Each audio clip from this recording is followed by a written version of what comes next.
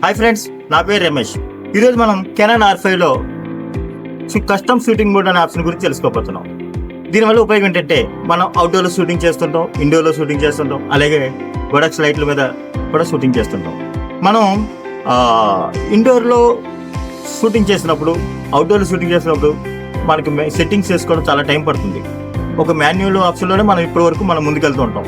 ఇప్పుడు నేను చెప్పేది ఏంటంటే, మీరు ఫర్ ఎగ్జాంపుల్ పెళ్ళికొడు కారు వచ్చింది, అవుట్డోర్ షూట్ చేశారు, వెంబడే ఇండోర్లోకి వెళ్ళినప్పుడు దాని సెట్టింగ్ మళ్ళీ మార్చుకోవాలి. అది కొద్దిగా టైం పడుతుంది. అలాగే లైట్ మోడ్లోకి వెళ్ళినప్పుడు కొద్దిగా టైం పడుతుంది. ఈ ప్రాబ్లం రాకుండా మీరు నేను చెప్పే మెనూలోకి వెళ్ళండి.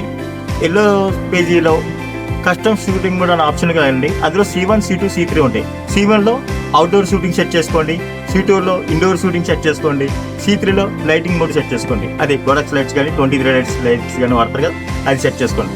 ఈ విధంగా మనం చేసుకోవడం వల్ల టైం సేవ్ అవుతుంది, మన వర్క్ చాలా ఫాస్ట్గా ఉంటుంది. మరిన్ని వీడియో కావాలంటే మా ఛానల్ లైక్ చేయండి, షేర్ చేయండి, గంట కూడా కొట్టండి. బాయ్.